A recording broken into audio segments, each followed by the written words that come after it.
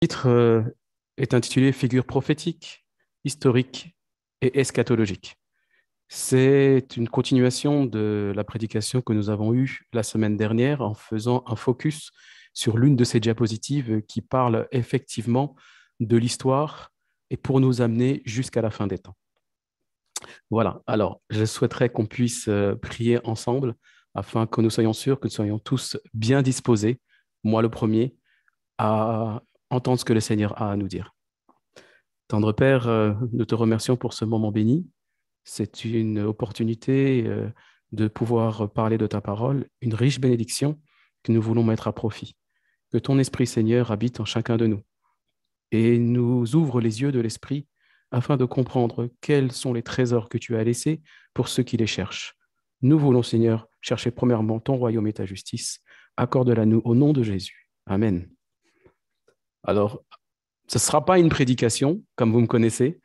On va plutôt partir sur un enseignement participatif, non pas oralement, parce que sinon ça risque d'être la cacophonie, mais je vous invite à utiliser ce que les outils modernes nous offrent, c'est-à-dire la technologie, et nous avons donc accès à ce qu'on appelle un chat qui nous permet de mettre des commentaires écrits, parce que je vais vous poser un certain nombre de questions tout le long de ce matin, et je souhaite que vous y répondiez pour que vous soyez également impliqués dans cette étude. J'espère que ça vous plaît. N'hésitez pas à le dire maintenant, que vous êtes bien concentrés, bien connectés et que je peux compter sur vous pour que nous puissions faire ce cheminement ensemble dans cette étude. N'hésitez pas à écrire dans le chat pour me dire que je peux compter sur vous. Merci beaucoup pour ceux qui ont déjà répondu. Manoucheka, je suis très honoré de ta présence. Je ne voudrais pas trop te mettre mal à l'aise, mais présenter que voilà, c'est une sœur qui ne partage pas directement la foi adventiste, mais qui est chrétienne, d'une grande foi, avec des grandes qualités que l'Éternel a mis sur mon chemin. Je suis honoré de la rencontrer. Je suis honoré qu'elle nous fasse l'honneur de sa présence avec sa famille. Donc, mes frères et sœurs, je vous prie de lui faire un grand accueil en espérant qu'elle puisse revenir de nouveau. Et je compte sur l'Éternel pour m'aider à lui donner cette envie. Donc, je vous salue. Commençons cette étude. Alors, quelque temps avant la construction du premier temple à Jérusalem, que s'est-il passé?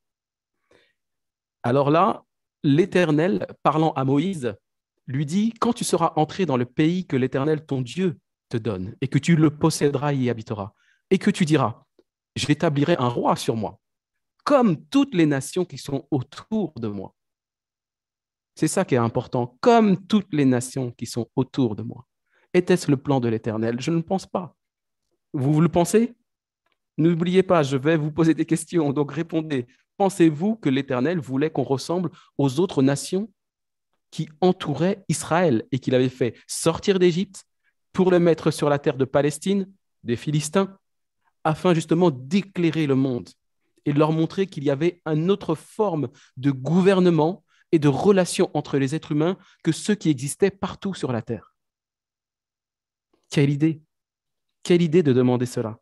Mais c'est pas lui qui, c'est pas le peuple qui le demande. Là, c'est l'Éternel qui parle. Il dit bien que quand tu auras un jour l'idée de le faire, voilà les critères que je veux que tu respectes. Tu établiras sur toi le roi que l'Éternel ton Dieu choisira. Tu établiras sur toi un roi d'entre tes frères, pas n'importe lequel, entre tes frères des 12 tribus d'Israël. Et tu ne pourras pas établir sur toi un homme étranger qui ne soit pas ton frère, qui ne soit pas celui qui partage la même foi que toi. Parce que vous n'aurez pas les mêmes règles. Imaginez-vous, vous êtes sur la route avec le code de la route française et quelqu'un vient et conduit avec le code de la route britannique qui, eux, conduisent de l'autre côté que les Français. Comment vous allez conduire ensemble? Qu'est-ce que ça va donner? Répondez-moi, s'il vous plaît, sur le chat. Répondez-moi, si un Britannique vient et ne s'adapte pas au code de la route française, qu'est-ce qu'on va avoir sur la route? Ah, répondez-moi, n'ayez pas peur, on est là pour ça. Ah, boum, merci. Exactement. Voilà pourquoi l'Éternel dit que tu ne choisiras pas un étranger. Il n'a pas les mêmes codes que toi, il n'a pas la même culture que toi. Vous n'allez pas vous entendre. Donc voilà les critères que l'Éternel avait prescrits. Et vous savez quand il les a prescrits? Au XIVe siècle avant Jésus-Christ. Ça veut dire que quand l'Éternel dit ça à Moïse, alors que Moïse n'a rien demandé, c'est-à-dire que l'Éternel est en train de faire quoi, s'il vous plaît? Comment on appelle ça? Quand on prédit quelque chose qui n'est pas encore là, mais qui va arriver un jour. Comment on appelle ça? Répondez-moi. Je veux que vous participiez. C'est une étude participative. On n'est pas là en prédication. Je ne suis pas un pasteur, je ne suis pas un roi, je ne suis pas un prophète, je suis votre frère qui a les mêmes règles, les mêmes codes et les mêmes valeurs que vous. Donc, répondez-moi.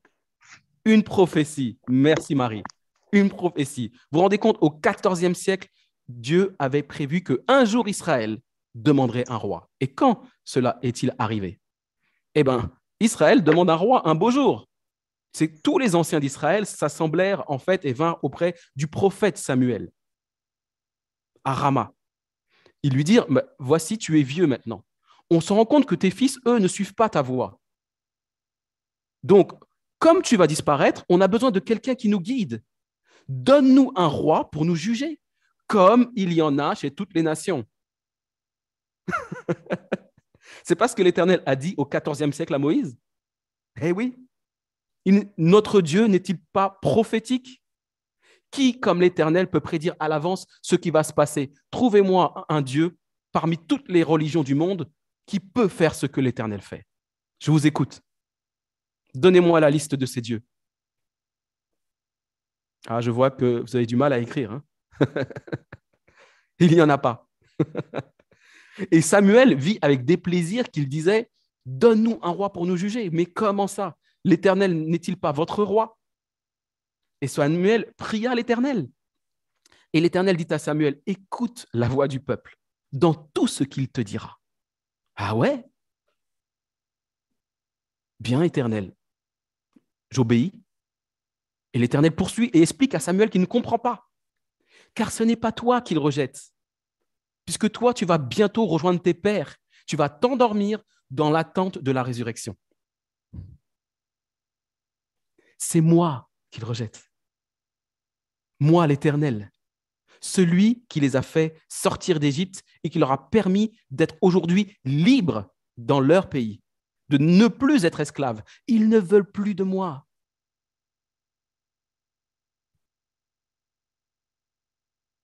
Ils ne veulent plus que je règne sur eux.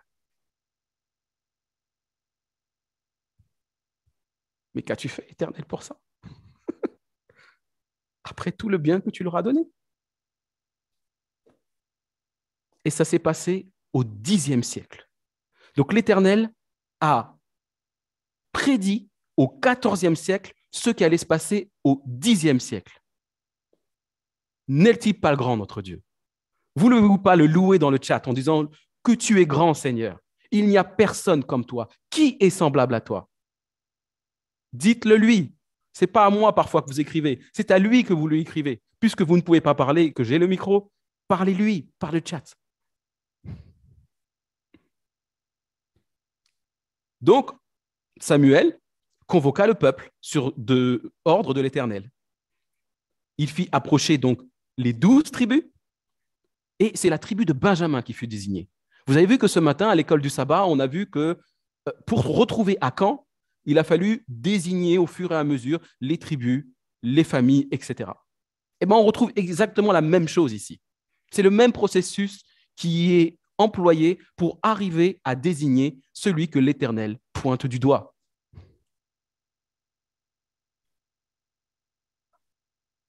Puis, il fit approcher la tribu de Benjamin selon ses familles, et c'est la famille de Matri qui fut désignée. Et parmi la famille de Matri, Saül, fils de Kis, fut désigné.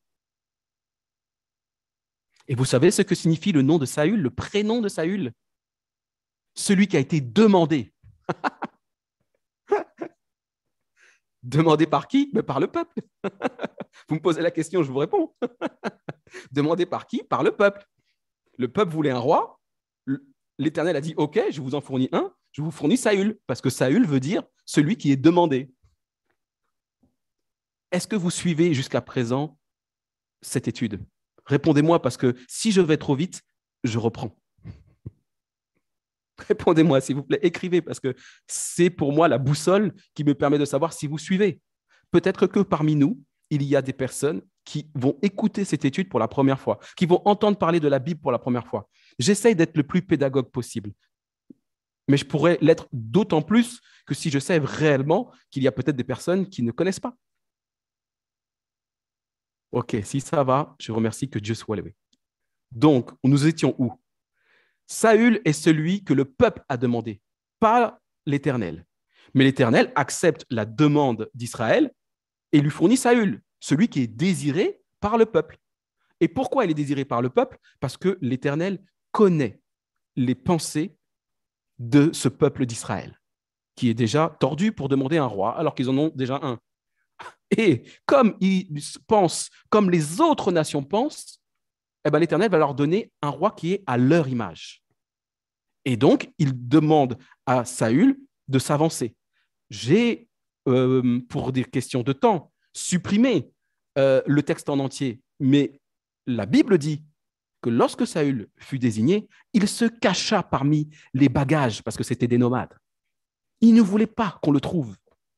Il n'était pas prêt pour régner. Il n'était pas à la hauteur. Et donc, quelle était l'image d'un roi que se faisait Israël comme toutes les autres nations? Eh bien, c'est simple, c'est celui de quelqu'un qui est grand et costaud, qu'il dépasse tout le monde de la tête et des épaules. Et c'est ce que dit la Bible. Il dépassait tout le peuple depuis les épaules en haut. Et Samuel dit à tout le peuple, voyez celui que l'Éternel a choisi. Je rajouterai pour vous, à votre image. Voilà ce que vous pensez. Voilà ce que vous attendez pour que vous soyez rassurés. Un roi comme toutes les nations à d'à côté qui choisissent celui qui est le plus fort physiquement. Regardez, il y a un point dans tout le peuple. Ils vous dépassent tous d'une tête. Et tout le peuple cria, vive le roi, c'est bien lui, on le reconnaît. Il a toutes les qualités que nous espérions et ça, il ressemble aux rois des autres nations, donc les rois des autres nations vont nous respecter. Oh Seigneur, que nous ne fassions pas la même chose aujourd'hui quand nous choisissons nos leaders. Que les jeunes qui écoutent, les enfants qui écoutent, ne faites pas la même chose également aujourd'hui. Ne choisissez pas de suivre un sportif, un chanteur ou je ne sais quoi parce qu'il est beau, parce qu'il est grand, parce qu'il est fort. J'ai fait l'erreur. Malheureusement, il n'y avait personne pour vraiment expliquer tout cela en profondeur. La connaissance a grandi, dit la Bible, au fur et à mesure. Et aujourd'hui, cette connaissance est assez grande pour que nous, parents, nous sachions dire à nos enfants, attention, ce que tu vois à la télé, ce que tu vois sur YouTube, sur les réseaux sociaux, ce n'est pas ce que l'Éternel a choisi pour toi. Ce n'est pas le modèle qu'il faut que tu suives. Car l'homme regarde à ce qui frappe les yeux. Et puis, un beau jour, Saül étant bien sûr à l'image des autres rois, forcément, il n'a pas été à la hauteur selon les standards de Dieu, selon les lois de Moïse. Alors, Yahvé dit à Samuel, jusqu'à quand resteras-tu à pleurer, Saül, alors que moi, je l'ai rejeté pour qu'il ne règne plus sur Israël. Je sais que tout à l'heure, à l'école du sabbat, Joël a voulu soulever ce point. Et elle avait raison. Que ce soit Josué, que ce soit Samuel, qu'ils étaient des fidèles de l'Éternel. À chaque fois, ils ont la même réaction. Mais comment se fait-il? N'était-ce pas toi qui l'avais choisi? Ben non, pas vraiment. L'Éternel n'a fait que donner à ce peuple ce que leur cœur désirait, pour leur donner une leçon. Et cette leçon, elle doit traverser les générations pour arriver jusqu'à nous. C'est compris? Vous suivez toujours? Je ne vois plus rien sur le chat. J'espère que vous suivez toujours. Mettez-moi un pouce, quelque chose, pour que je sache que je ne vous ai pas perdu et que vous n'êtes pas endormi. Allez, on continue. Donc, Yahvé lui dit, maintenant, tu remplis ta corne d'huile. et je t'envoie chez Jessé, dit, appelé aussi Isaïe, le Béthlémite, sur la terre de Juda, car je me suis choisi un roi parmi ses fils. Et Jessé fit ainsi passer devant Samuel ses 7 fils. Oh, 7, chiffre de la perfection, chiffre de l'achèvement. Eh non, pas cette fois-ci. Il faut voir le contexte. Samuel voit que ses fils défilent et l'Éternel ne lui dit rien. Ne lui dit pas, mais c'est lui. Rien. Dieu reste silencieux. Alors, Samuel dit, mais en est-ce fini avec tes garçons? Il n'y en a pas un autre, là? Et j'essaie de lui dire, mais oui, il reste le plus jeune. Je l'ai envoyé garder le troupeau parce que il n'a pas été là parmi nous, quoi. Enfin, il ne répond pas aux critères que tu souhaites, que le peuple souhaite, que moi-même, j'ai adhéré. Je ne pense pas. Eh oui, lui aussi, il regardait à ce qui frappe les yeux. Et celui qui vient, c'est un jeune, c'est-à-dire que c'est un adolescent. Et il garde le troupeau. Il est exclu de la visite de l'homme de Dieu. Alors Samuel dit à Jessé, mais envoie-le vite chercher. Nous ne nous mettrons pas à table et nous ne mangerons pas le sacrifice que je suis venu faire sans lui. Parce que secrètement, je suis venu pour lui. L'Éternel m'envoie pour lui. Alors Jessé l'envoie chercher. Il était blond avec un beau regard et une belle tournure. Répondez-moi sur le chat, s'il vous plaît. Qui savait que David était blond? Pouvez-vous confirmer, s'il vous plaît? C'est vrai que quand on pense au peuple juif, au peuple hébreu, on ne pense pas forcément à des gens qui sont blonds. Alors qui? Vous pouvez me dire? Moi, qui savais qu'il était blond? Oui, tout le monde savait qu'il était blond. Continuez parce qu'on est plus nombreux que ça, donc répondez-moi, s'il vous plaît. Ah ouais, il était blond, c'est vrai. Merci de répondre. Je vois que vous êtes impliqués. On a dit que c'était une étude participative. Ouais, il était blond, c'est vrai. Ah, le blond. Comme les blés. Eh ben non, il était roux. Désolé pour ceux qui se sont trompés. J'ai dit que je posais des questions. Je fais des fois des pièges. Je suis un peu coquin. Hein, mais moi, on ne voudrait pas, j'espère. Non, il était roux. L'original hébreu dit qu'il était roux. Mais les traductions européennes modernes qui ont traduit, ils n'ont pas voulu que David soit roux. Pourquoi? Parce que jusqu'à aujourd'hui, le roux était symbole de celui qui était maudit, rejeté, honteux. Donc, comprenez ce que je suis en train de vous dire. Ils avaient choisi Saül parce qu'il était grand, beau et fort. L'Éternel choisit David qui est petit, jeune et roux.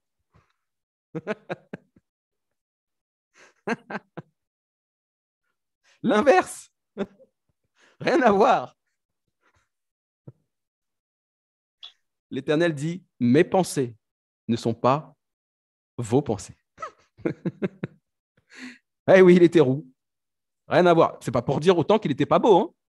Il avait un beau regard, une belle tournure, mais ce n'était pas le standard de l'époque. Eh non. Et Yavi dit, va, donne-lui l'onction. C'est lui, le 8e que j'ai choisi. Le 8e, c'est lui. Parce que Jessé avait 8 fils, pas 7. Et Samuel prit la corne d'huile et l'oignit au milieu de ses frères. Qu'est-ce qu'on a vu? Quelles étaient les instructions que Dieu a données à Moïse? Il faut que ce soit quelqu'un d'au milieu de ses frères. Et là, il va le loindre au milieu de ses frères de sang, car il est dans la maison d'Ésaïe. Il n'y a personne d'autre que le père, la mère dont on ne parle pas, peut-être, et les frères. Donc, ça se fait en petit comité, au milieu de ses frères, comme l'avait dit au XIVe siècle avant Jésus-Christ, l'Éternel à Moïse.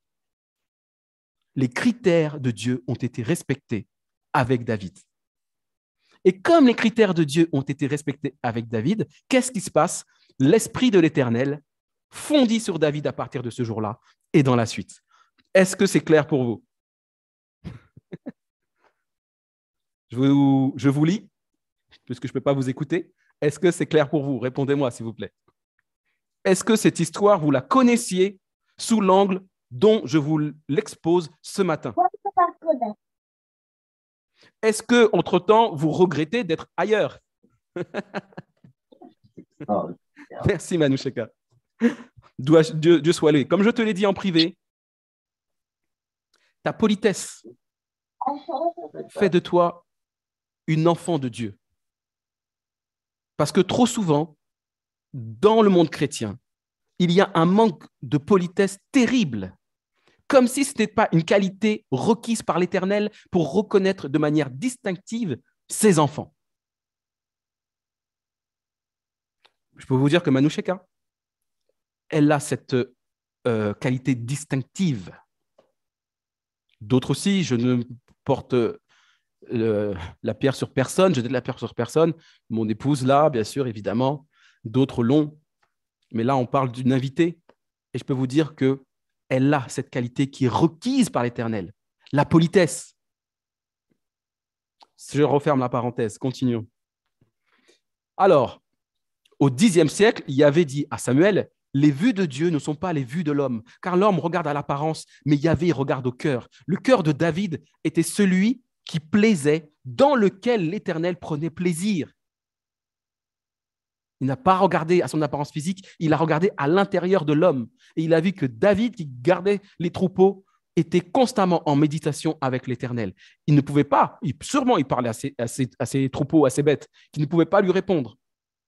Mais du coup, je pense que lorsqu'il était dans la prairie, il en profitait pour parler directement à Dieu et se poser des questions et essayer de comprendre à travers la nature qu'il contemplait. Mais où es-tu, Dieu? Qui es-tu? Et comment je pourrais mieux te servir? Gloire à Dieu. Et Yahvé dit au 7e siècle avant Jésus-Christ, à son prophète, cette fois-ci Jérémie, « Voici des jours où je susciterai à David un germe juste. Un roi régnera et sera intelligent, exerçant dans le pays droit et justice. » Quand David est monté sur le trône, qui d'entre vous connaît la date ou le siècle où David est monté sur le trône? Je vous ai dit, c'est participatif. Alors, allons-y. On continue. Je veux que vous soyez impliqués, que vous ne vous endormiez pas et que vous aimiez ce moment de partage de l'Éternel. Que cette parole de l'Éternel soit pour vous comme un gâteau, une douceur, comme la manne de l'Éternel dont vous en voudrez encore et encore. Répondez-moi. À quelle date a été intronisé David? Ou vers quelle date, en fait, il vivait? Je ne donne pas une date exacte, mais au moins le siècle.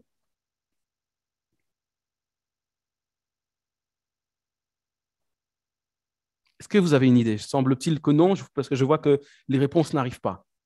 Eh bien, au Xe siècle. David a vécu entre le Xe et le IXe siècle. Qu'est-ce que ça veut dire? Ça veut dire que, en gros, que lorsque Yahvé dit à Jérémie au 7e siècle, « Voici, je susciterai à David un germe juste », David est déjà mort depuis longtemps et enterré.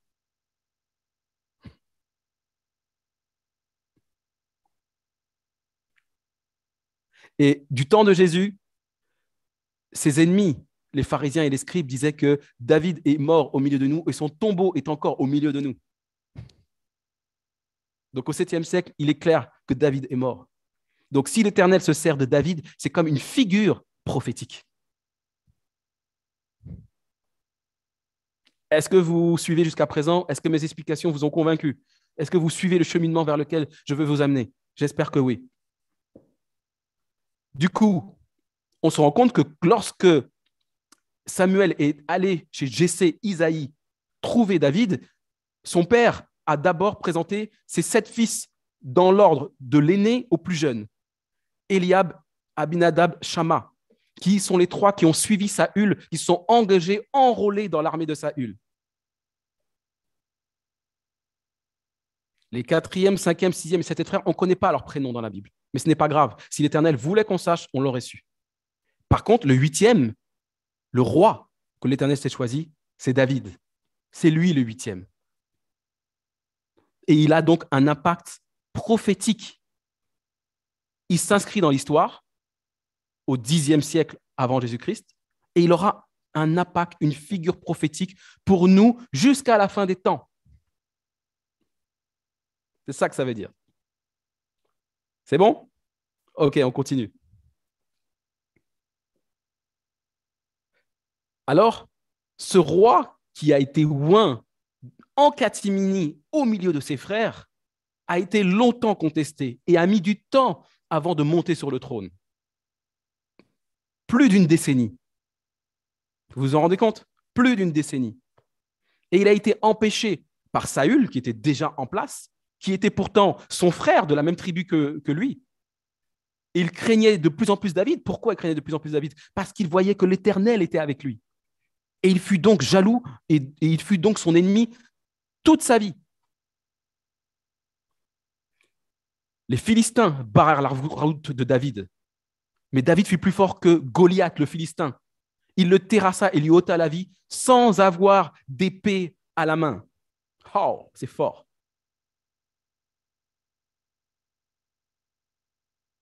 Juste une pierre.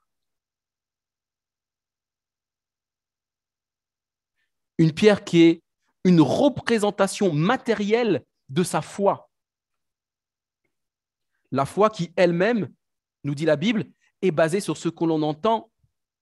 Et ce que l'on entend vient de la parole de Dieu. Donc, la pierre que David a prise dans sa gibecière, c'est la parole de Dieu qui a fait tomber Goliath.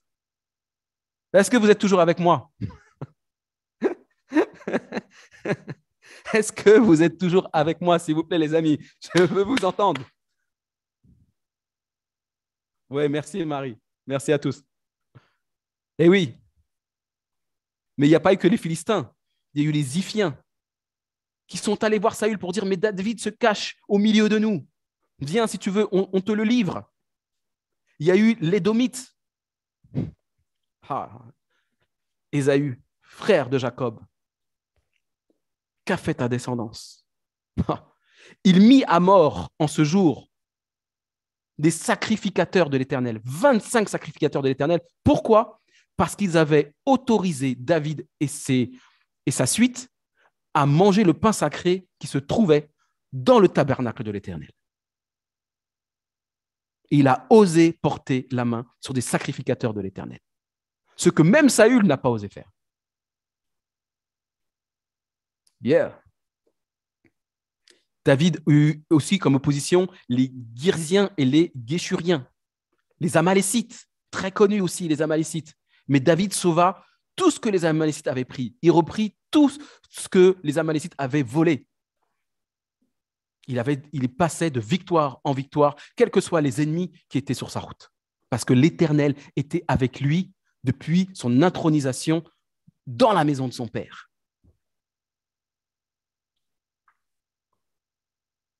Il eut comme ennemi Abner, le chef de l'armée de Saül, qui lui, quand il a vu que Saül était mort, qu'est-ce qu'il a fait? Il s'est dit, mon compte est bon. Il faut que je trouve quelqu'un qui va me sauver. Alors, qu'est-ce qu'il fait? Il va chercher le fils de Saül, qui s'appelle Ish-Bosheth, et il va le faire roi en Galahad, dans les tribus du Nord, loin de trajectoire de Benjamin et de Juda. Et il prend à sa suite les Guéshuriens qu'on vient de voir, qui étaient les ennemis, Éphraïm, même Benjamin, parce que Benjamin, étant fidèle à son roi Saül, puisqu'il est issu de la tribu de Benjamin. Et donc, il se crée avec lui tous les royaumes d'Israël du Nord, y compris les étrangers qui ne doivent pas dominer sur ses frères, pour faire la guerre à David. Et ça aussi, je vous le dis, c'est prophétique. Parce que si David est prophétique, si l'histoire donc de David est prophétique, c'est que ses ennemis aussi sont prophétiques. Est-ce que ça vous va? Est-ce que, encore une fois, ce sont des choses que vous avez l'habitude d'entendre dans vos églises respectives? dans vos réunions Zoom ou autres respectives. Est-ce que ce matin, vous apprenez quelque chose? Est-ce que quand on a prié pour demander que l'Éternel donne au prédicateur son Esprit Saint, est-ce qu'il l'a fait? Est-ce que l'Éternel répond aux prières et donne au prédicateur son Esprit Saint quand on le lui demande?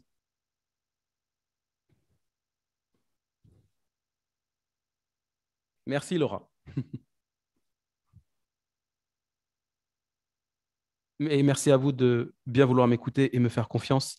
J'essaye vraiment d'être le plus pédagogue possible pour que vous compreniez que ce n'est pas de mon propre esprit que je vous parle, mais c'est bien de l'Esprit de l'Éternel que j'ai pu comprendre la parole de l'Éternel qui est au-dessus de ma portée.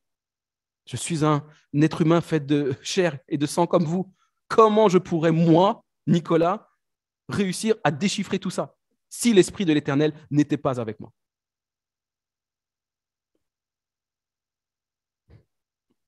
Alors, on continue. Donc, prophétiquement, il y aura quelqu'un qui cherche à réunir autour de lui plusieurs peuples, des peuples fidèles à Dieu, des peuples non fidèles à Dieu, pour qu'ils fassent une coalition pour combattre celui que l'Éternel a choisi. Waouh! Quand on pense à ça et que, donc, si c'est prophétique, ça va se refaire à la fin des temps, mais mes amis, préparez-vous, ça va être quelque chose. Ce sera une vraie chasse à l'homme, tous contre un. Et enfin, alors que David est censé être le huitième, le roi que l'Éternel s'est choisi, Abner fait tout pour que David ne monte pas sur le trône. Et qui met-il à la place de David? Ish-Bosheth, le fils de Saül, surnommé par les fidèles de l'Éternel Ish-Baal. Et vous savez ce que signifie Ish-Baal? Je vais encore vous étonner. En tout cas, je l'espère que je vais encore vous étonner ce matin. Ish-Baal signifie l'homme de péché. Répondez-moi sur le chat pour me dire, est-ce que vous avez jamais entendu dans la Bible, notamment dans le Nouveau Testament, parler de l'homme de péché? S'il vous plaît, faites l'effort de me répondre. J'ai besoin de savoir pour continuer à dérouler les diapositives. Avez-vous déjà entendu parler de l'homme de péché dans le Nouveau Testament? Oui, Oui, oui, entendu parler, oui. S'il y a quelqu'un oui. qui ne l'a pas entendu parler, il faut qu'il me le dise aussi. Paul en parle, effectivement. Eh bien, Ishbaal, qui est celui qui a pris la place de David, son nom, son surnom donné par les fidèles de David, signifie l'homme de péché.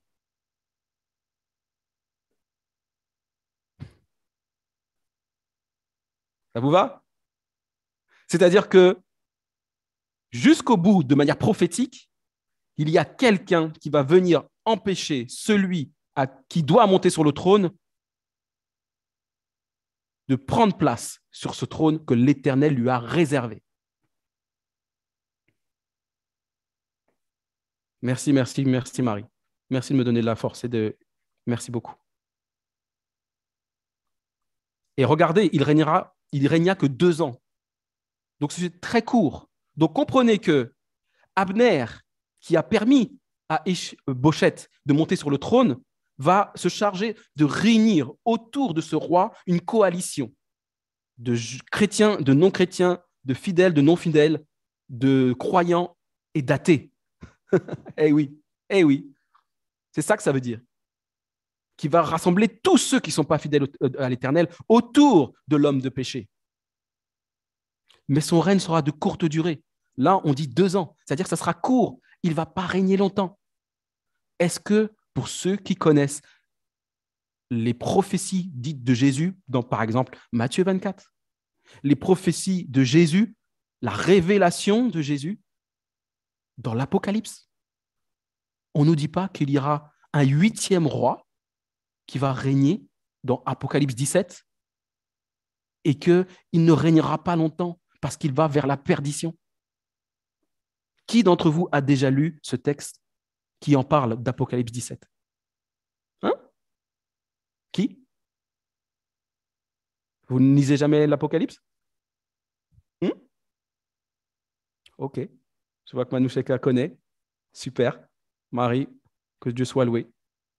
Bah, si les autres, vous ne répondez pas, je vous invite à le faire alors. Je vous invite à le faire. Oui, déjà lu.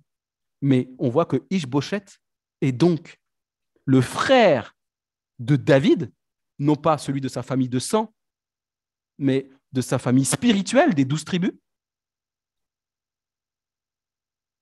Et malgré ça, il combat David. Et ça, c'est une image prophétique que nous retrouverons à la fin des temps. Super, merci de répondre.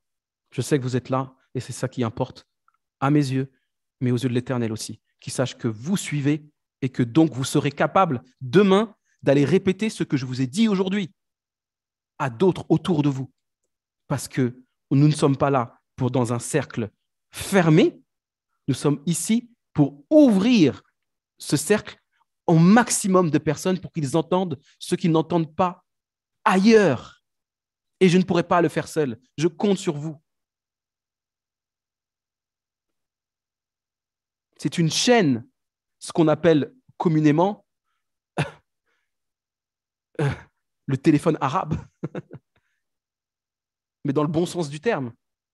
C'est-à-dire qu'on répète fidèlement ce que l'Éternel nous a appris en disant, comme pour la Samaritaine, venez voir, n'aurais-je pas trouvé quelqu'un qui sache parler de l'Éternel fidèlement sans déformer ce que l'Éternel veut nous dire depuis la sortie d'Égypte? Il compte sur vous, mes amis. Lorsque vous tombez sur ça, vous ne pouvez pas dire à ceux qui sont autour de vous, venez à une invitation, je vais vous faire participer à une étude où vous entendrez des choses que vous n'entendez pas ailleurs. Non pas pour ma gloire. Et je sais que ceux qui me connaissent de près le savent que ce ne sera jamais pour ma gloire. Et mon épouse pourrait le confirmer.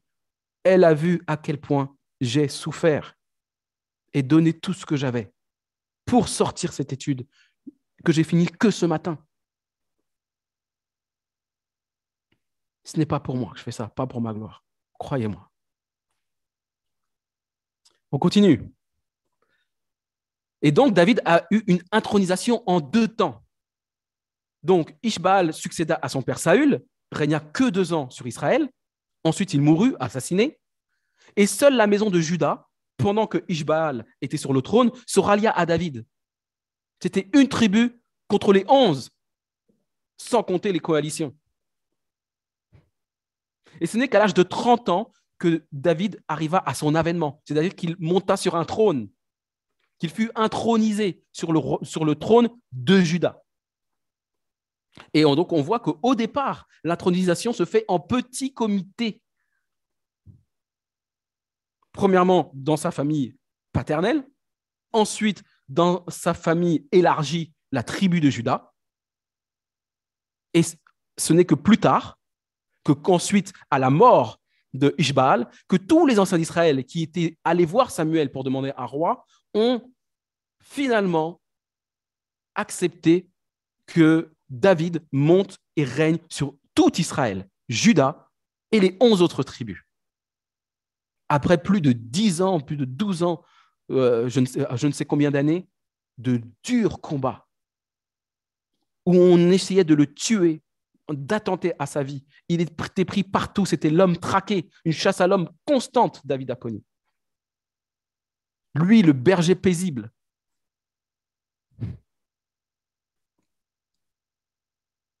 Et c'est là qu'ils oignirent David comme roi sur Israël, enfin. Et il régna ensuite à Jérusalem, donc sur le territoire de Benjamin, là, le fief de Saül, 33 ans sur tout Israël et Juda. Et en tout, David régna 40 ans. Eh ouais, quelle histoire! Quelle histoire! Donc en résumé,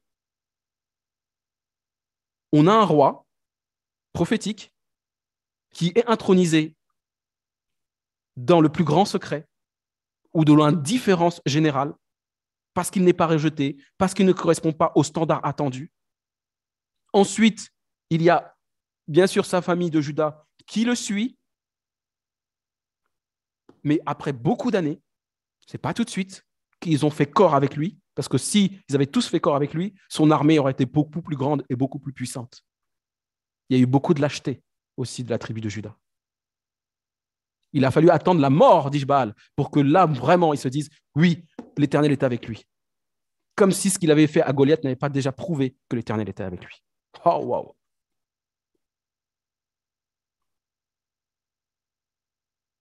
Et donc, il régna 40 ans. Que signifie symboliquement le chiffre 40?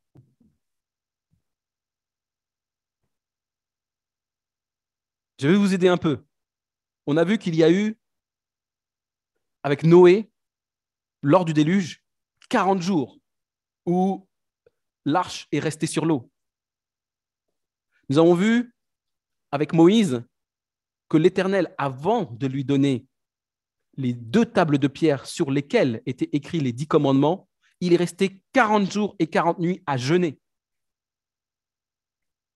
Nous avons vu que lorsque le peuple d'Égypte est sorti, le peuple d'Israël est sorti d'Égypte, excusez-moi, il est resté à tourner en rond pendant 40 ans dans le désert.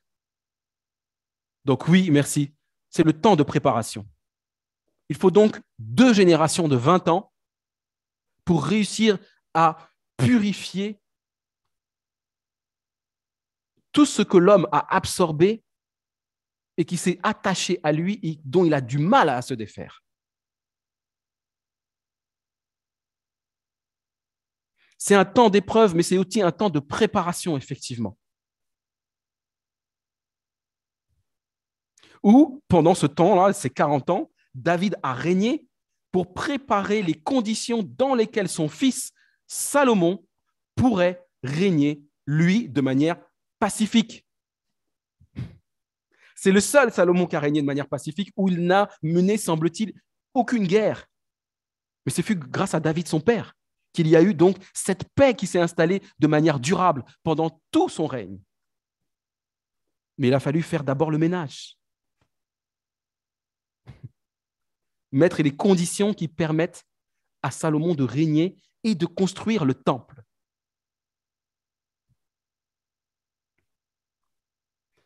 Je ne m'attarderai pas plus puisqu'il faut qu'on continue, mais j'espère que ça va aussi vous donner l'envie de revoir cette histoire de David.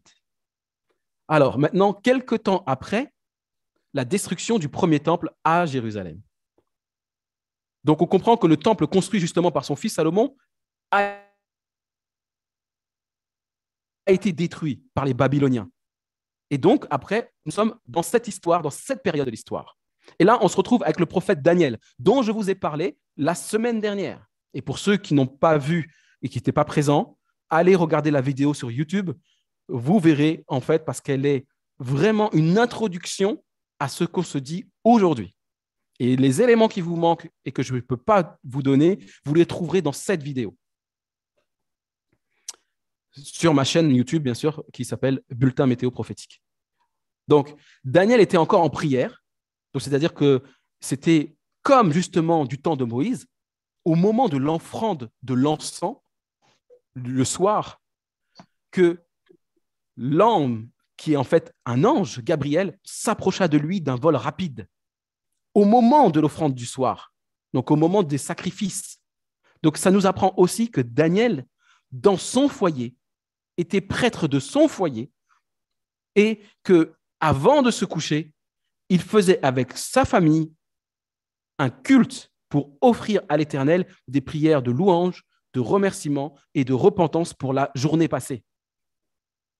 J'espère que ça va nous inspirer. Je parle de moi en premier pour que on puisse mettre ça en place dans toutes nos familles, dans toutes nos maisons. Alors, peut-être que Dieu enverra un homme, un ange, nous parler. OK? Je pense que c'est OK. On peut continuer. Et c'est Gabriel me dit, Daniel, je suis venu maintenant pour ouvrir ton intelligence. Comment fait-il pour ouvrir l'intelligence de Daniel? C'est là que j'ai besoin de vous. On continue à être sur une étude participative. Dites-moi, comment fait-il, Gabriel, pour lui ouvrir l'intelligence? De quel outil dispose-t-il?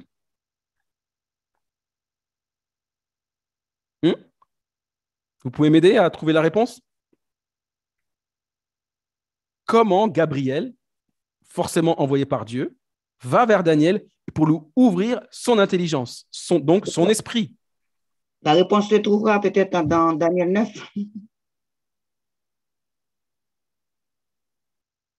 Qui d'entre vous a vu ma vidéo qui s'appelle Les 7 esprits?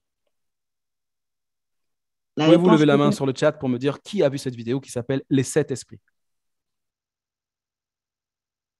Personne? Je ne serais pas vexé. Hein. Je voudrais juste aller la voir. C'est tout, vous inquiétez pas. Donc, personne d'entre vous l'a vu. Bon, je pense que c'était un jeu sur le canal. Mais à part lui, personne n'a vu. Ah ben, je vous invite encore une fois à aller voir ma chaîne pour comprendre pourquoi je vous parle de ça. Et pour ceux qui avaient un doute sur justement ma présentation, cette présentation d'aujourd'hui vous prouve que ce que je vous avais dit à l'époque est toujours vrai aujourd'hui. Merci Edmond et Joël. Je me sens moins seul. Quand Dieu envoie un de ses anges pour ouvrir l'intelligence de ses prophètes, il l'envoie avec le Saint-Esprit.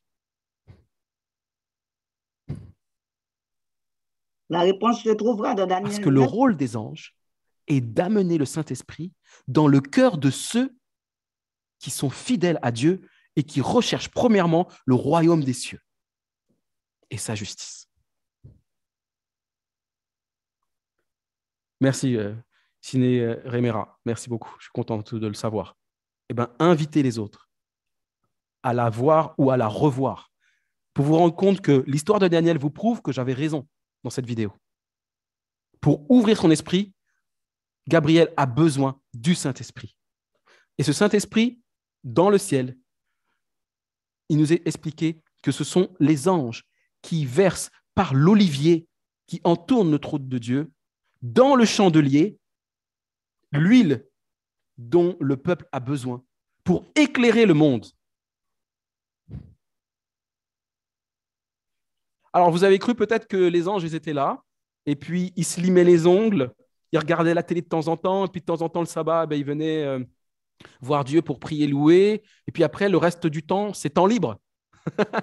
C'est ça? Dieu a créé les anges pour faire du temps libre, pour s'occuper que d'eux-mêmes. Non, les anges sont au service de Dieu et travaillent pour notre salut. Et ils ont un rôle super important. C'est pour ça que j'ai fait aussi une vidéo sur les anges pour l'expliquer, parce que, encore une fois, je ne l'avais jamais entendu ailleurs. Et je me disais, mais pourquoi on ne parle pas de ça? Vu le rôle qu'ils ont, on doit en parler. Et donc, il est venu ouvrir son intelligence, il est venu verser l'huile d'onction qui permettra au chandelier, au candélabre à 7 branches de Daniel d'être éclairé dans la compréhension de la parole de l'Éternel. Eh oui, Laura, il travaille sans cesse à notre salut. Et donc, 70 semaines ont été fixées sur ton peuple, Israël, et sur ta ville sainte, Jérusalem. 70 semaines. Sache-le donc et comprends. Depuis le moment où la parole a été annoncée, donc publiée, que Jérusalem sera rebâtie jusqu'à loin le Messie, le Christ, au conducteur, le roi, le vrai roi attendu, pas David, Jésus. Il y a 7 semaines plus 62 semaines, ce qui fait en tout 69 semaines. C'est bien ça? Je suis pas... Oui, elle est encore disponible et je te l'enverrai, Nicole. Oui, bien sûr. 7 plus 62, ça fait 69. Et donc, au terme de la deuxième période des 62 semaines, un ouin sera retranché. Le conducteur, le Messie, sera retranché. Nous, on le sait, parce qu'on est après, il sera crucifié. Alors, pour vous aider, je vais vous montrer comment ça se passe. Donc, le décret des 3 ouins, pour ceux qui connaissent un peu l'Ancien Testament, donc quand le peuple d'Israël a été déporté à Babylone, que le temple construit par Salomon a été détruit, il y a eu donc plusieurs. Et ça, on le voit dans la vidéo de la semaine dernière. Il y a eu donc Babylone, qui a régné, suivi par le royaume des Mèdes et des Perses. Et parmi ces Mèdes et des Perses, il y a eu 3 rois qui se sont distingués, que l'Éternel, dont notamment Cyrus, appelle son oint. OK? Donc, ça veut dire que Darius était son oint, Artaxerxès était son oint. C'est le décret des 3 oints. Mais c'est un seul décret dit par 3 personnes qui, à chaque fois, amplifient le décret du précédent. Le premier, Cyrus, dit « l'Éternel m'a commandé de lui bâtir une maison à Jérusalem, en Juda. » Ensuite, Darius Ier dit « Les choses nécessaires pour les holocaustes du Dieu des cieux seront livrées sur leur demande aux sacrificateurs de Jérusalem. » Rendez-vous compte que ce sont des rois païens qui parlent comme ça. Et quelles sont les choses nécessaires pour les holocaustes? Eh bien, c'était les ustensiles que le roi de Babylone avait volés dans le tabernacle de Moïse.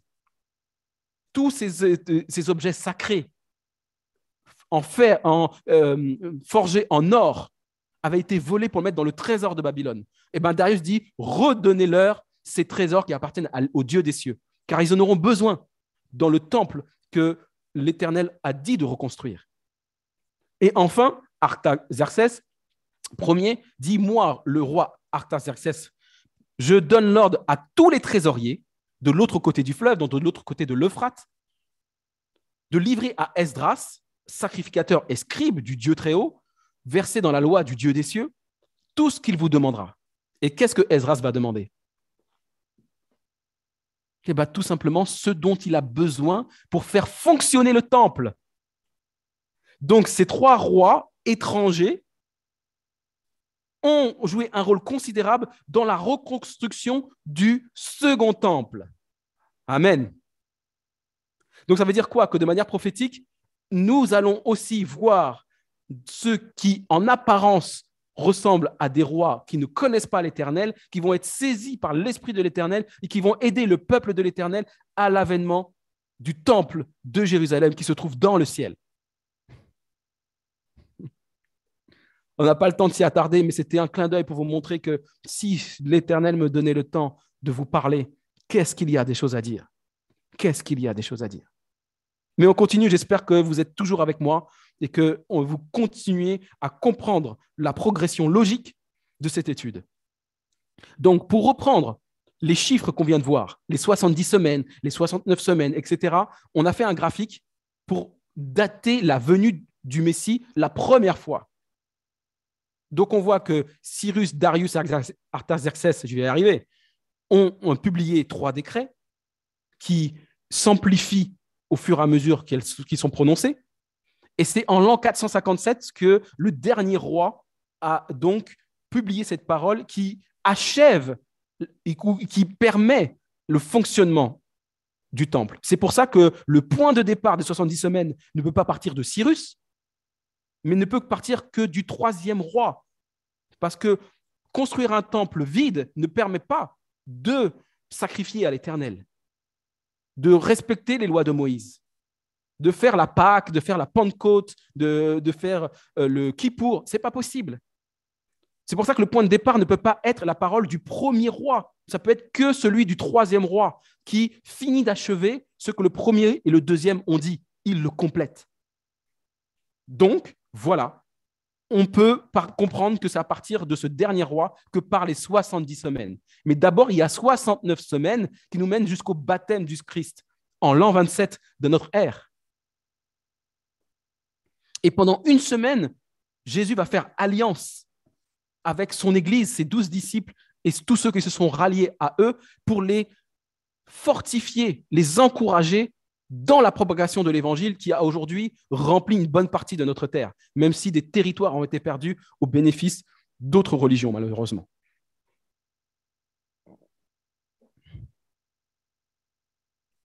J'espère que vous m'entendez toujours parce que Edmond et Joël me dit qu'il n'y a ni son ni image. Est-ce que vous me voyez et m'entendez toujours pour pas que je continue à parler en l'air? Est-ce que vous pouvez me répondre, s'il vous plaît? Oui, ça va pour nous. Donc, Edmond et Joël, je vous invite plutôt à éteindre l'ordinateur et le relancer pour que ça se remette en place, peut-être. Ou voilà. Donc, on continue. Et donc, les 70 semaines nous mènent jusqu'à l'an 34, jusqu'à la christianisation des non-juifs. C'était tout ce problème qu'il y avait eu avec l'apôtre Pierre, qui avait eu une vision en voyant une nappe avec des aliments purs et impurs. Mais en fait, ça n'a rien à voir avec l'abolition des animaux purs et impurs, parce que l'Éternel, ce qu'il veut, c'est ta sanctification.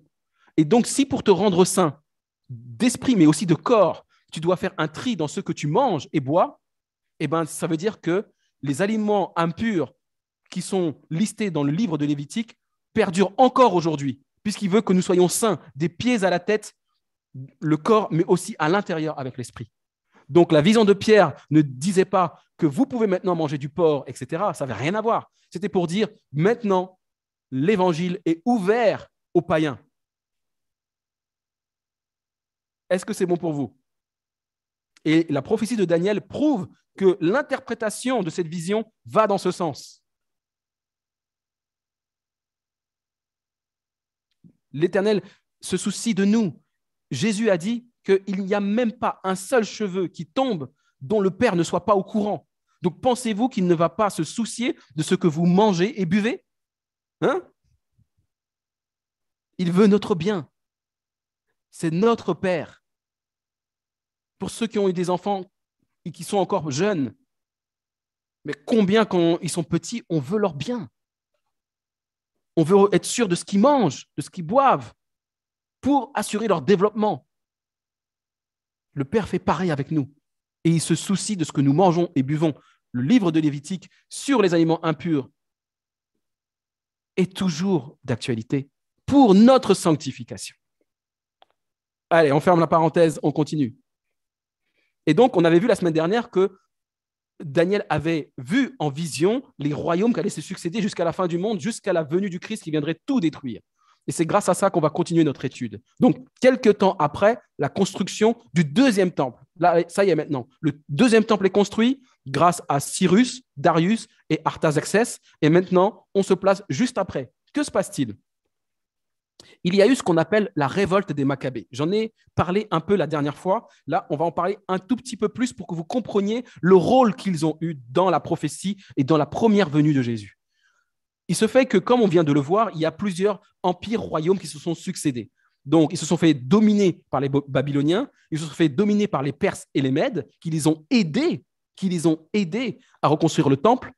Parenthèse. Donc, la semaine dernière, c'était sur les rois mages, qui ne sont pas des rois.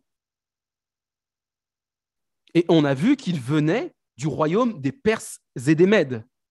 Hein? Mais lorsqu'on voit le rôle positif qu'ont eu les trois rois perses et mèdes pour la reconstruction du second temple, que voulez-vous que le Seigneur fasse de mieux que d'envoyer des ambassadeurs de ce peuple pour annoncer la naissance de Jésus? Est-ce que ce n'est pas logique finalement maintenant? Hein? Répondez-moi s'il vous plaît dans le chat. Est-ce qu'il n'y a pas une corrélation directe entre les trois rois de Perse et des Mèdes avec la venue de, soi-disant, les trois mages pour annoncer la venue de Jésus? Mais c'est logique, finalement, que c'est du même territoire, du même pays que viennent ces gens. Parce qu'ils avaient une incidence aussi prophétique, les trois rois des Perses et des Mèdes qui ont aidé à la reconstruction. Et les mages ne sont qu'une reproduction historique de la réalisation prophétique de ce qu'ont fait Cyrus, Darius et Artaxerxès, tout simplement. OK, j'avais oublié de vous le dire, donc on y va maintenant, on continue. Donc les Maccabées.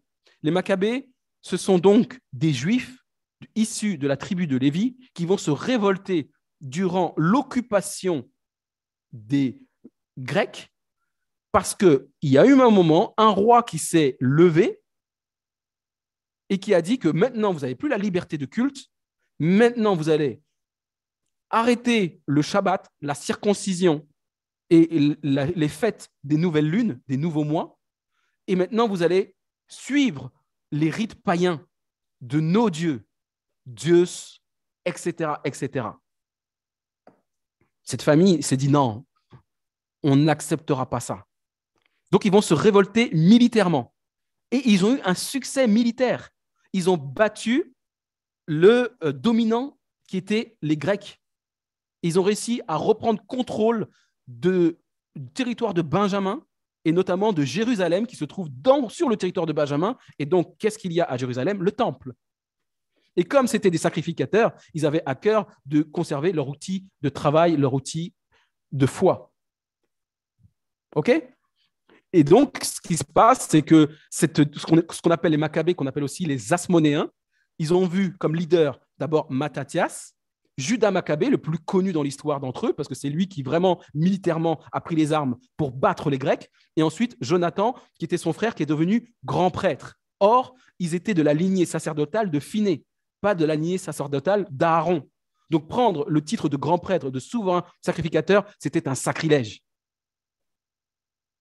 Donc, à votre avis, question, quel est l'esprit qui les a poussés à prendre les armes et à vouloir se libérer militairement? Quel est cet esprit? Est-ce l'esprit de Dieu ou l'esprit de l'ennemi? Répondez-moi, s'il vous plaît. Quel est l'esprit qui les a poussés à faire ça? Est-ce que vous pensez que cette victoire militaire, ils peuvent l'attribuer à Dieu? C'est ça la vraie question. Peuvent-ils attribuer leur victoire militaire à une aide du Dieu des cieux? Répondez-moi, s'il vous plaît, sur le chat. À votre avis? Eh non, Marie, merci. Non, impossible. Non, non, et non, non, et non. Et leur attitude en prenant les armes et en changeant la lignée qui avait été donnée en disant que seuls les descendants d'Aaron seront grands prêtres et en se donnant ce propre titre, montre qu'ils ne sont pas des fidèles de l'Éternel. Donc, l'Esprit de Dieu ne peut pas être avec eux. Car l'Esprit de Dieu est donné à ceux qui obéissent à Dieu. Merci. C'est non. Et ils ont été plus loin que ça. Ils ont ensuite eu 6 conducteurs politico-religieux qu'ils ont entremêlés politique et religion, interdits par les lois de Moïse. Ils ont cumulé royauté et prêtrise. David, qui était le roi choisi par Dieu, n'a jamais cumulé roi et prêtre. Jamais. Et c'est l'exemple que Dieu a pris pour donner à tous ceux qui allaient suivre derrière. Qu'est-ce qu'il leur a pris? Parce qu'ils n'avaient pas l'Esprit de Dieu. Donc, ils étaient dominés, contrôlés par l'esprit de l'Antichrist, qui les a poussés à faire n'importe quoi. Et lorsqu'on ne délivre pas, qu'on ne témoigne pas du vrai message de Dieu, on envoie au monde un signal de confusion, Babylone. Et donc, il y a eu 6 rois et reines de cette dynastie asmonéenne qui ont régné en tant que rois et prêtres en même temps, interdits. Et donc, ça a donné ce qu'on appelle aujourd'hui la fête de Hanouka. Je suis sûr que beaucoup d'entre vous ont déjà entendu parler de la fête de Hanouka. Vous me confirmez sur le chat? Vous avez déjà entendu parler de Hanouka? Si vous avez des familles juives autour de vous, si vous voyez des choses, merci Marie encore une fois, que ce soit à la télé, à la radio, mais aussi sur des affiches, etc. C'est ça, merci Nicole. C'est important. Hanouka. Hanouka, ça vient de la révolte des Maccabées, qui signifie consécration. Et c'est lié à la reconsécration du second temple dont on est en train de parler. Alors que Judas Maccabée, je vous ai dit, le plus connu d'entre eux, a mené une guerre pendant 3 ans pour reprendre physiquement, militairement, le dessus sur l'empire séleucide, c'est-à-dire l'empire gréco-syrien. Et Antiochos IV avait banni la religion juive, comme on l'avait dit, avait imposé sa religion païenne, et donc ils se sont révoltés et repris le contrôle du temple. Ils l'ont nettoyé, réparé, et pour célébrer leur victoire, ils ont allumé le candélabre à 7 branches qui se trouve dans le lieu saint. Sauf qu'ils n'avaient qu'un pot d'huile dont la quantité ne pouvait que durer qu'une seule semaine. Et miracle, miracle, miracle, ça a duré combien? 8 jours. Est-ce qu'on ne retrouve pas encore une fois le chiffre 8 à l'intérieur? 8 jours. Mais d'où ça vient, à votre avis? Qui a permis ce miracle? Est-ce Dieu ou est-ce Satan? Quelle est votre conviction, les amis, qui est en ligne sur le chat? D'où vient ce miracle? De Dieu ou de Satan? Hmm? Vous avez du mal à répondre? À cause du temps, je suis obligé d'accélérer. Mais ça vient de Satan. C'est une fausse huile. De la même manière que dans Matthieu 25, on nous parle des vierges folles et des vierges sages, les vierges folles sont allées acheter au marchand une fausse huile. Exact, Laura. Exact.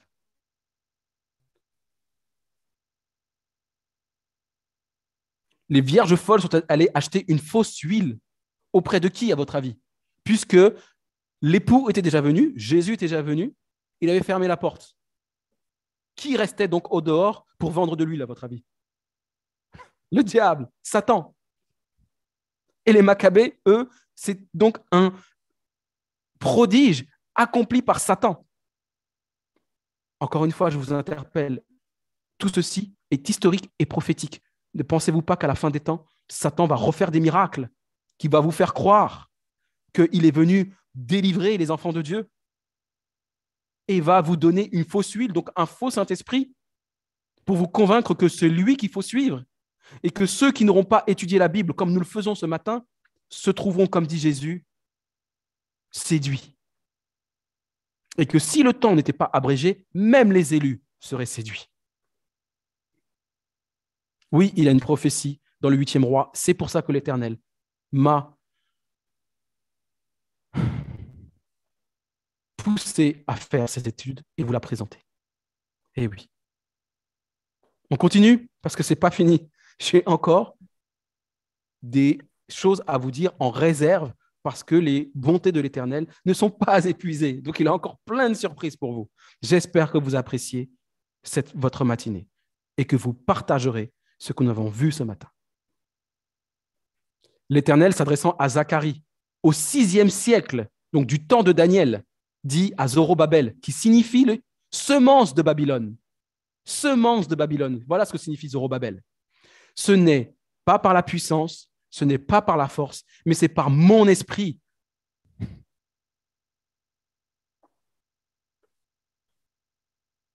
Les Maccabées, vous avez voulu prendre les armes, vous défendre par vous-même, reprendre le contrôle de Jérusalem par vous-même. Je ne vous ai rien demandé, dit l'Éternel. Ce n'est pas moi qui vous ai envoyé. Et même si vous avez eu une victoire militaire, ce n'est pas mon esprit qui vous a poussé à prendre les armes. C'est clair? Hein?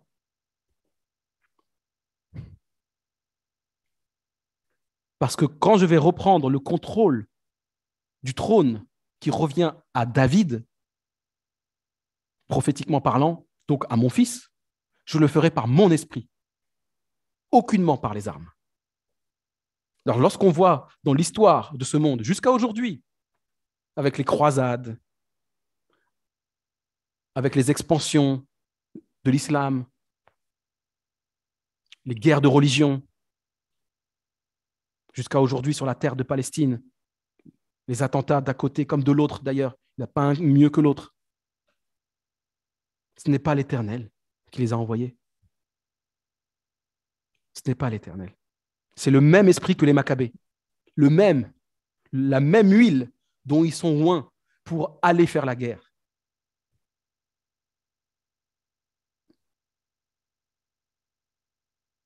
Oui, Edmond et Joël, très certainement l'Éternel a fait un tri des livres qu'il souhaitait qu'ils soient conservés dans la Bible afin que nous ne soyons pas trompés par des livres qui ont été inspirés par une autre huile que l'huile de l'Éternel. Vous comprenez? Et pour vous montrer, encore une fois, l'histoire, vous vous rappelez que Gabriel est venu voir Daniel d'un vol rapide au moment de l'offrande du soir.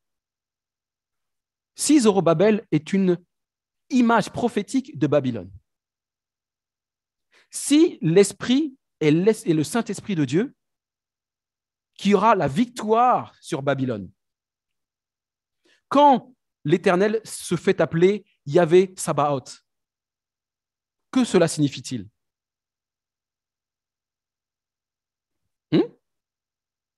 Vous savez ce que ça veut dire Sabaoth? Sabaoth, ça veut dire l'Éternel des armées en français.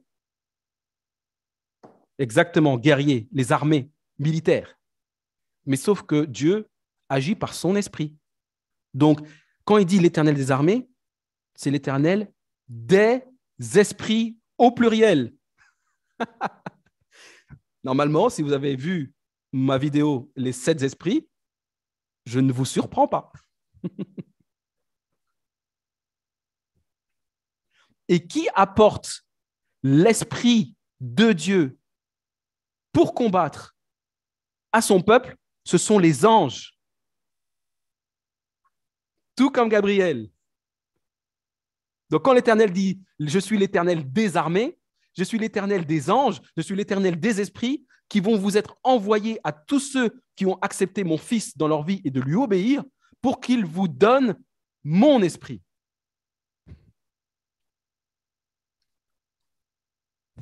Mettez un pouce si vous êtes d'accord avec moi, mettez dans le sens inverse si vous n'avez pas compris ou si vous n'êtes pas d'accord avec moi. Mais dans ces cas-là, on se reverra pour que vous m'expliquiez pourquoi vous n'êtes pas d'accord. OK? Je peux voir vos pouces? Dans un sens comme dans l'autre, vous êtes libre. Ni par puissance, ni par la force, par mon esprit, dit l'Éternel des armées. Et cet esprit vous sera apporté par mon armée. Et mon armée, ce sont les anges qui sont dans le ciel, dont Gabriel a une place imminente. OK? On continue. Et donc, la Judée était ensuite sous la tutelle de Rome. Après, les Grecs, c'est Rome qui est venu dominer la Judée. Et donc, Hérode et son frère étaient à l'époque des chefs militaires, des tétrarques, envoyés par le chef romain Marc-Antoine, bien connu, pour avoir eu des histoires avec Cléopâtre. Et afin de soutenir Hircan, le souverain de Judée, il est parti donc à Rome. Et Hircan, qui était donc un vassal de Rome, a été renversé par son neveu. Donc, c'est-à-dire que vous voyez, dans la dynastie hasmonéenne, même entre eux, ils se faisaient la guerre. Qui, lui, avait décidé de soutenir les Parthes, qui était un royaume venant de l'Orient, du côté, encore une fois, des Perses et des Mèdes. Alors, Hérode est allé à Rome pour supplier les Romains de restaurer Hircan au pouvoir. Ça ne vous rappelle pas quelqu'un là qu'on vient de voir? Qu'est-ce qu'a fait Abner, le général de Saül? Il a couru pour aller remettre le fils de Saül au pouvoir. Et bien là, encore une fois, l'histoire se répète, les amis. L'histoire se répète. Est-ce que vous me suivez? S'il vous plaît. Est-ce que vous comprenez la progression logique qu'on a de cette étude et qu'on voit comment, de l'histoire de David à l'histoire de Jésus, il y a une correspondance directe des choses qui se répètent. Est-ce que vous êtes avec moi, s'il vous plaît? Il est 12h16. Je suis désolé, on est presque fini. Je ne vais pas vous garder encore longtemps. Mais nous sommes obligés de finir.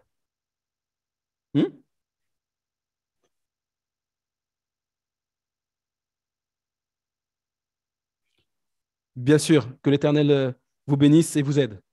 Marie, tu n'as pas compris. Alors, je reprendrai avec toi personnellement. Si tu souhaites me contacter ou que je te contacte, tu me laisseras tes coordonnées et je t'aiderai à revoir cette diapositive ensemble. Il n'y a aucun souci. Je suis là pour ça aussi. Ensuite, Rome, donc, décide de dire, bon, nous, on avait soutenu les Hasmonéens. On voit que là-bas, c'est la cacophonie totale. Ils ne s'entendent pas entre eux, alors que c'est la même famille de sang. Mettons à la place Hérode, qui lui est d'un autre peuple. Comme ça, on enlève les Hasmonéens et Hérode sera notre représentant sur la terre de Palestine. Voilà ce qui s'est passé. Du coup, Hérode a été nommé roi des Juifs, non pas par l'Éternel, par un prophète de l'Éternel, mais par une puissance terrestre. Et il est devenu ainsi le 7e roi des Juifs, puisqu'il y a eu 6 rois hasmonéens, des Maccabées, et lui devient le 7e. Mais Hérode, on sait qu'il n'était pas conduit par l'Esprit de Dieu. Il a fait tuer tous les enfants de 2 ans et en dessous pour être sûr de tuer le Messie que les mages, les héritiers des Perses et des Mèdes, étaient venus annoncer. Il n'a pas accepté. Et donc, après la mort d'Hérode, la Judée décide, Rome décide que la Judée soit administrée par un représentant de Rome, directement, un vrai Romain. Et ils envoient Ponce Pilate, gouverneur, à partir de l'an 26 Donc, c'est-à-dire 1 an avant le baptême de Jésus. Donc, c'était un contemporain de Jésus. Il aurait pu, lui aussi, laisser la place à Jésus pour qu'il devienne le 8e roi, puisque Hérode était le 7e. Mais non, il a pris la place de Jésus en devenant le 8e roi des Juifs. Vous comprenez? Ça vous va? Tout comme Ishbaal a pris la place de David en devenant le 8e roi, de la même façon, Ponce Pilate a pris la place de Jésus en devenant, après Hérode, le 8e roi des Juifs. Or, Jésus, 1 an après que Pilate est arrivé sur le trône de Judée, s'est fait baptiser par Jean.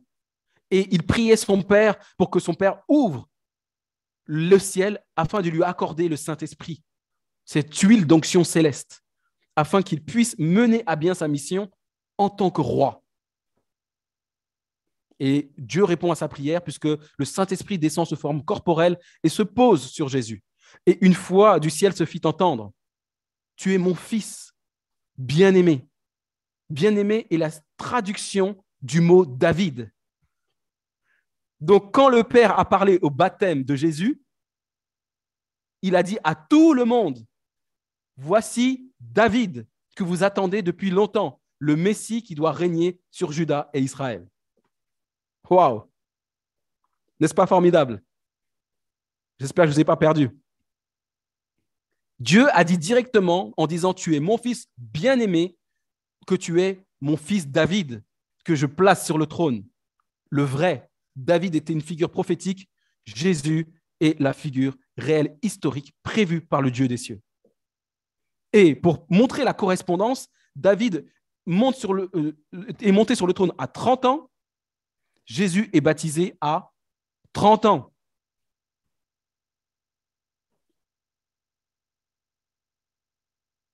Correspondance directe entre David et Jésus. David devient roi de Juda à 30 ans. Jésus devient ce roi baptisé de l'Éternel lui-même à 30 ans également. Parce qu'il était fils de Joseph, fils de David, lui-même fils de Juda, fils de Dieu. Et donc, un jour, il y a cette confrontation entre Pilate et Jésus, juste avant la crucifixion. Il appela Jésus et lui dit, tu es le roi des Juifs? Et Jésus lui répondit, mais tu dis ça là de toi-même ou c'est quelqu'un qui te l'a dit? Pilate répond, mais est-ce que moi je suis juif? Ta nation et les grands prêtres t'ont livré à moi. Mais qu'est-ce que tu as fait pour être là devant moi? Et Jésus lui répondit, mais mon royaume n'est pas de ce monde. Si mon royaume était de ce monde, mes gens, mes anges, auraient combattu pour que je sois livré aux Juifs. Pas livré aux Juifs. Mais mon royaume n'est pas d'ici. Il est d'ailleurs. Il vient d'en haut. Donc Pilate lui dit, donc toi aussi tu es roi comme moi, on se parle entre rois là, c'est ça que tu es en train de me dire? Jésus lui répond, oui, tu le dis, je suis roi. Je suis roi. Depuis ma naissance, depuis que je suis né, je suis roi. Et je suis venu dans le monde pour rendre témoignage à la vérité. Et quiconque est de la vérité, écoute ma voix. Mais qu'est-ce que la vérité? Eh bien, c'est ma parole. La parole de mon Père, puisque je suis venu répéter ce que mon Père m'a enseigné. Je suis venu vous l'enseigner à votre tour. Donc Jésus n'est pas seulement uniquement le roi des Juifs, c'est le roi du monde, dont les Juifs. Et donc, on passe de la prophétie à la réalité, avec des figures historiques. Donc, on a vu avec David, ses 7 frères ont été rejetés par Dieu, mais c'est David qui a été choisi comme le 8e pour monter sur le trône. De la même manière, de manière historique, après Hérode, vu que Jésus était né, s'était incarné en humain, il aurait dû monter aussi sur le trône, même s'il aurait été crucifié. Mais il aurait été crucifié en tant que roi. Mais ça ne s'est pas passé comme ça. Ça ne s'est pas passé comme ça. Dans les 2 cas, Ishbaal a pris la place de David et Ponce Pilate a pris la place de Jésus. À se demander, quand on va étudier les figures eschatologiques qui nous mènent jusqu'à la fin des temps, s'il n'y aura pas une correspondance avec l'histoire de David et avec l'histoire de Jésus. Mais Jésus, lors de sa première ascension, sa première ascension, donc le lendemain du sabbat, le dimanche, lorsqu'il a ressuscité, il dit à Marie, ne me retiens pas, car je ne suis pas encore monté vers mon Père. Mais va trouver mes frères et dis-leur que je monte vers mon Père et votre Père, vers mon Dieu et votre Dieu. Et lorsqu'il est arrivé dans le ciel, les anges l'accueillent en disant, porte, élevez vos linteaux, élevez-vous, portes éternelles, que le roi de gloire fasse son entrée. Où? À Jérusalem, qui est dans le ciel, la vraie ville du vrai roi. Mais qui est ce roi de gloire? L'Éternel, si fort et si puissant, l'Éternel puissant dans les combats.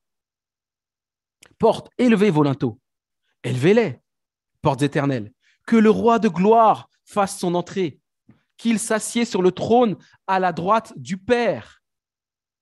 Et c'est ce que Étienne, juste avant sa lapidation, a dit à ceux qui l'ont persécuté, qui l'ont tué. Je vois le ciel ouvert et le Fils de l'homme debout à la droite du Père. C'en était trop, ils l'ont lapidé.